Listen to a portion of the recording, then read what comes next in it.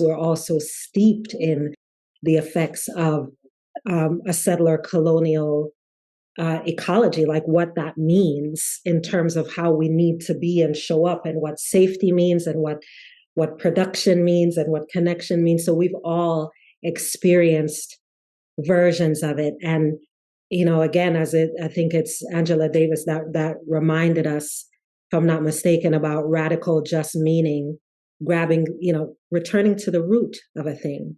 Right. That's really what that means. So for the root for most humans is about connection and safety, and that we recognize our wounds that come from, no one escapes childhood unscathed. Right. And that child is also often the driver of the actions we take. And so just giving it a little bit of light, which is what the language around decoloniality often does, is to say, there's a reason that even though you've gone along with this thing, a part of you is like, yeah, but, and there's a reason why this thing, even though you do this, there's also that.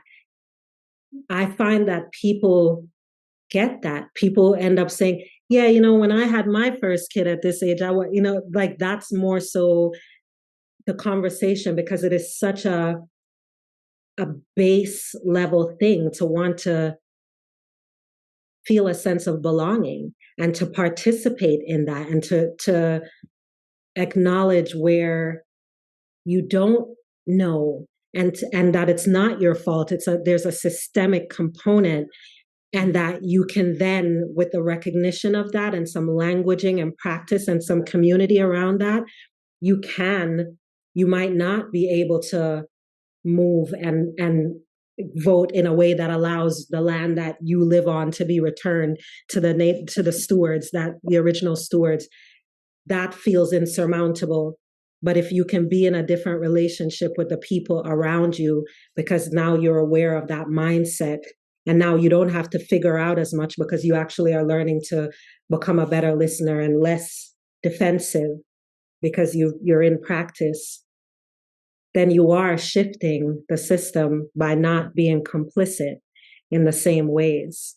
So if you move in different, you attract in different, you practice in different, and that idea of small is all, then you're going to pollinate other circles.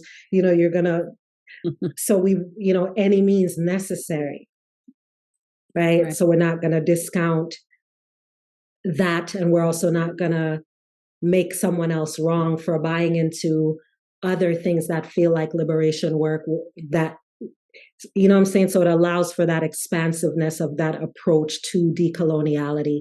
We march in, we vote in, for some of us, and then for others of us, I'm in a different relation. Can we talk? Because when you said such and such, I didn't understand, and it felt like this. So then now, as a result of that, I'm not seeing you as this way. I recognize what I'm doing here and why I was defensive and how that's rooted in this thing. And now we can have a conversation that isn't just like, how could you? It's like, actually, I get it. But now that we have that awareness, I wonder what we can do together from here. It's not, that doesn't feel as mighty and out of your hands as voting in the right person, which can feel futile. This is Lynn Fraser. Join us for the 2024 Radical Recovery Summit, January 12th to 21st. RadicalRecoverySummit.com.